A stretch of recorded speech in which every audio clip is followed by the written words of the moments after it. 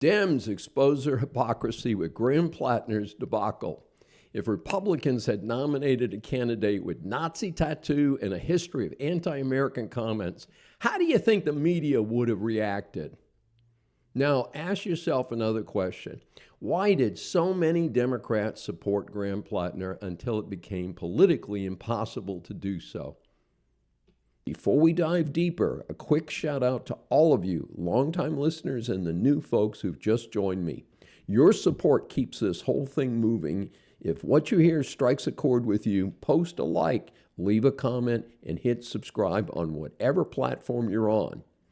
And if something crosses your radar that the slopstream media is ignoring, as they tend to do, you can always send it my way at drdavesavesamerica.com.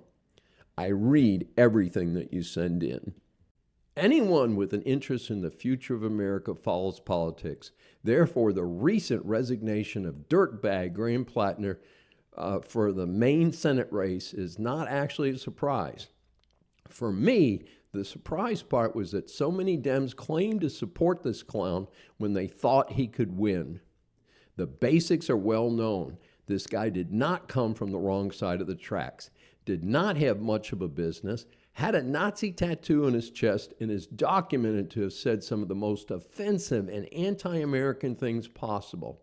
Naturally, the strange deal is that reports of his sexual abuse of women came from a handful of women for months.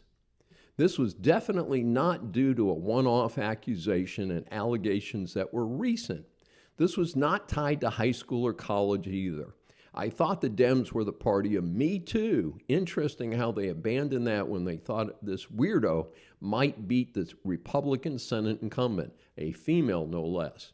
The final blow was the former lady friend who claimed she delayed telling the story since she wanted a Dem to win the Senate race. She said rough stuff with Platner a few years ago was actually forced sexual relations. That's felony sexual assault, so more serious than she previously indicated. However, this disclosure came as he went from being ahead in the race to a dead tie with the GOP candidate. His supporters could not get off the ship fast enough.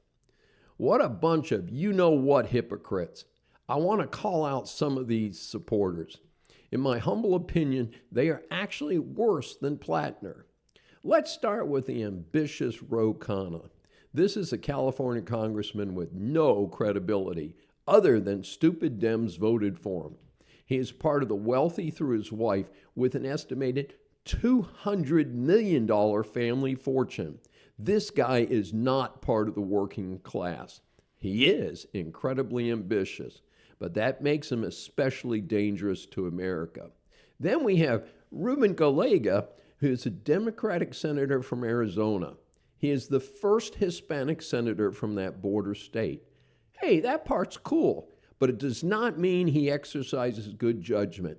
He jumped in early to support Platner, and about the same time, his support for another Dem blew up in his face.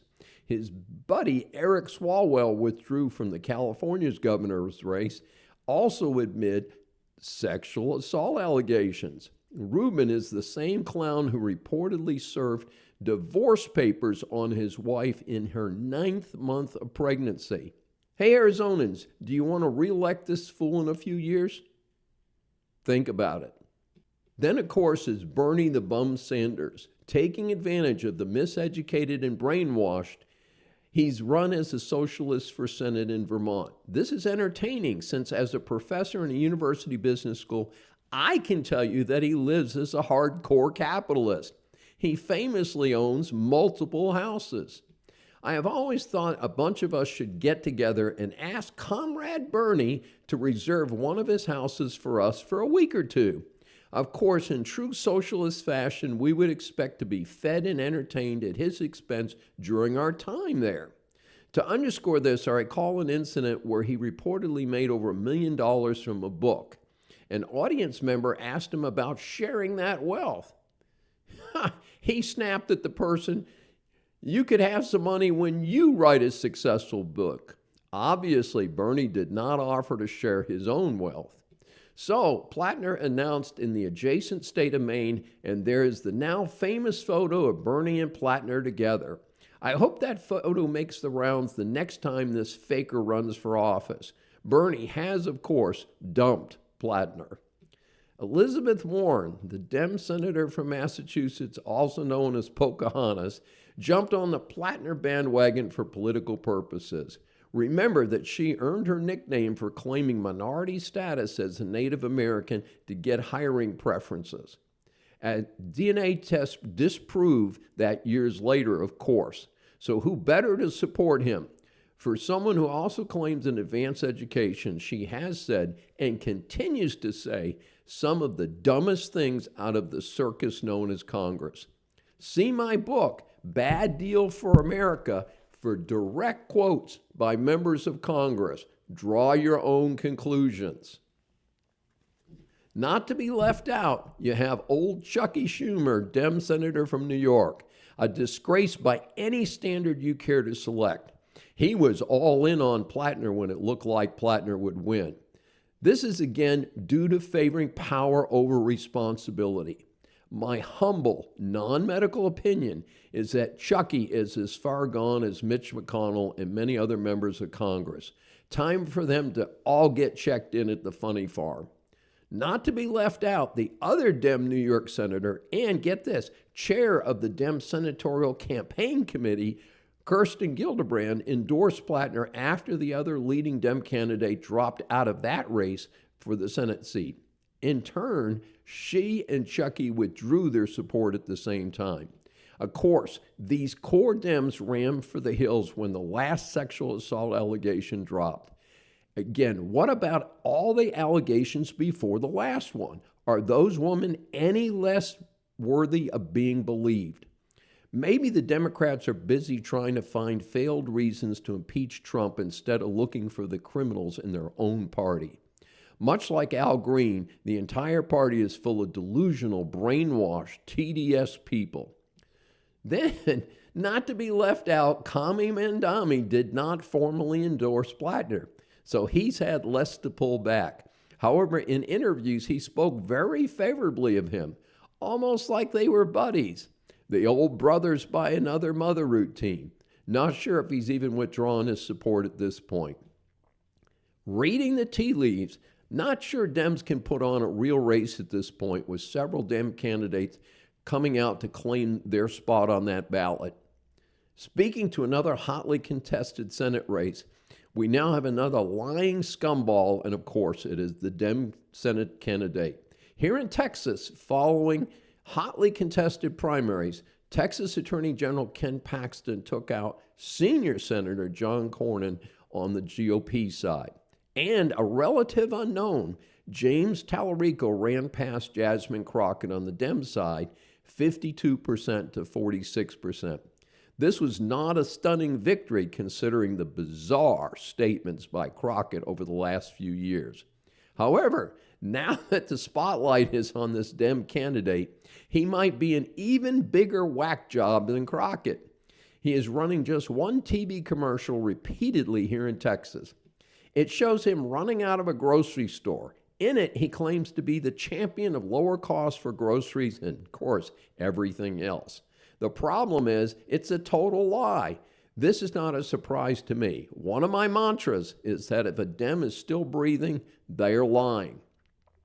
Check out his legislative record. He has opposed cuts to the high property taxes here in Texas and a resolution that would ensure Texas never has a personal income tax. These are critically important to Texans and keeping costs low. His campaign platform reads like the Communist Manifesto: raising minimum wage, Medicare for all, and free child care. While he claims to be in favor of lowering housing costs, he's opposed the very legislation that would do that. This is the same jerk who refers to God as non-binary and claims there are 6 genders. He was at one point running around as a vegan. When the Dem political consultants pointed out that barbecue and Texas definitely go together, there was this awkward photo of him a few months ago holding a rib, barbecue ribs, with a napkin up near his mouth. Hey, that's not how Texans do it, folks. Of course, a few in my audience will cry out that there are questionable candidates on the GOP side as well. I'm not arguing. I agree with that for sure. The main distinction is that even if they are jerks, they meet a few key qualifications. Every one of them supports America and American values. That includes no men in women's sports, opposing communism, efficiency in government, lower taxes, and crushing Iran. Someone running for office in America, regardless of political party, should at an absolute minimum be proud of America. That's right. If you hear someone say they cannot be proud of America because Trump is president, they need to be labeled as anti-American. There is no middle ground on this. One person does not define this great country.